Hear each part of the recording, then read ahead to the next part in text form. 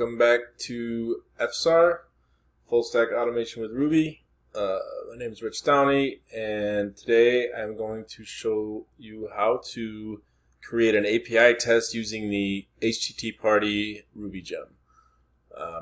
In the last video, we looked at running API tests in an isolated Docker container. That way, any data that was generated in that test run wouldn't contaminate any of the other browser end-to-end feature files with their own containers. So this will be a little deep dive into what that looks like with HTTParty and Ruby. So to get started, I have some containers running. We got this 3052, which you'll see two conferences, RubyConf and RailsConf. These are actually generated in a seed file, in the Rails seed file. So they're across all the containers at the moment. 55, there's no 55. So yeah, you'll see them all in the containers. We're going to insert a new one via the RESTful endpoint that we have in our app. So to do that, I started, as we had in the last video, you saw it's a little different. I changed some of the wording, but we had this postconf, and if we run it, Cucumber Features API port, what port are we in here? 3051. We should see the test run, however, we shouldn't see any of the actual endpoint and code generated or data generated because it's still under pending. So let's get that working.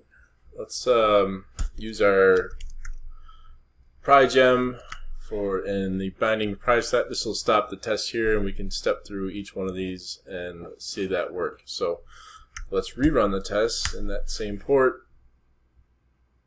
And we get to stop here, and I can just copy this JSON, and we'll call it payload, right? So now we have a payload variable, and we'll need an endpoint. I just have this conditional here. If we pass in a port, use that port number. If not, default to localhost 3000.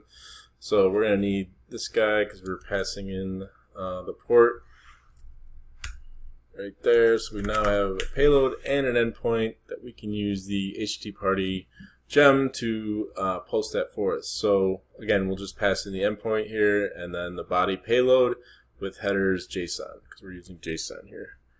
So yeah, I'll copy this, and let's just make sure nothing's happened yet in our page, and we should have it now. There it is, Selenium Conf test automation. Should match our parameters here. So yeah, that's pretty easy and handy. I'll probably go through, well, we could go into, maybe go into our web feature files here and see that working there.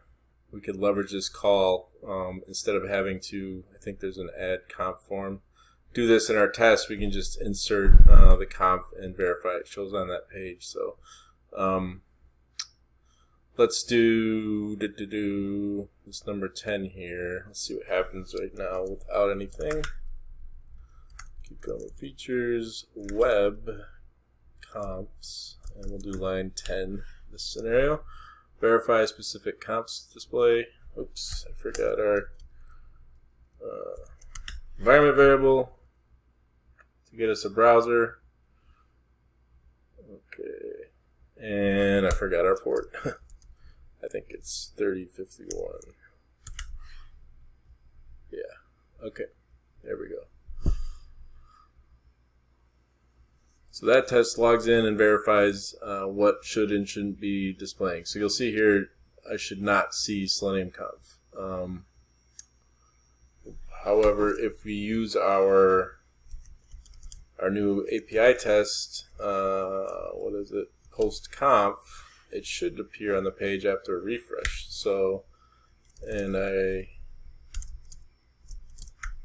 refresh the page, which doesn't look like we have a step 4. then I should see Selenium conf. And I just want to make sure I've got that correct. It's a little different, isn't it? Okay. Let's get that text the same. And we'll just add this quick in our common steps, I guess. Let's do then. I refresh the page. Okay. And that's just some of these Selenium commands at driver.navigate, I believe. Refresh. Yeah. I spelled that right. Okay. Let's try this. So again, it's not going to see the Selenium conf. Oops, I had that wrong. Anyway. Oh, we have our pry in there still, so I'll just exit and that'll just rip through those steps. Ooh, it looked like it passed. So if I refresh the page, I guess we do have a bunch of them anyway from prior tests. So let's see. Let's do a different container. We should have a clean one available. We'll go down to 50 with just the 2.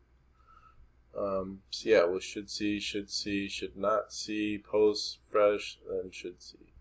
I'll run this. Do I have an edit mode on here? Trying to think. Let's see what's in our hooks file. Dun, dun, dun.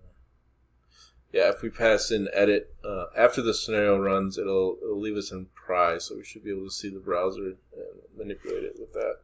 So another environment variable with e equals true for edit. Oops, did I not change the, sorry. New container, one without any of these Selenium confs. Okay.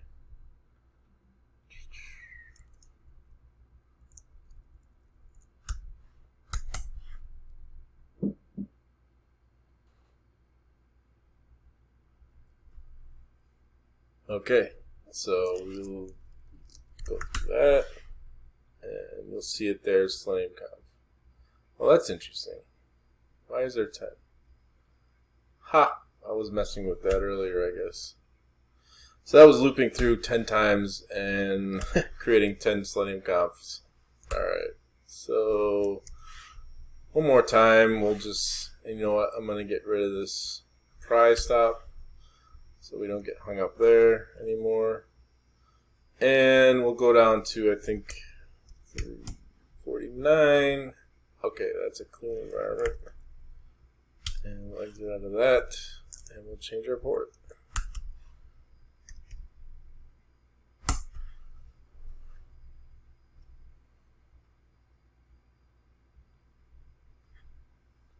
All right, so we got the page refresh, and we see Selenium conf. Looks good. So that's API testing with HTTParty. HTTParty, that is. Ruby gem. Really simple to use. Interesting. There we go. So yeah, there's some good documentation if you want to take a look for yourself and play with that. Thanks for watching.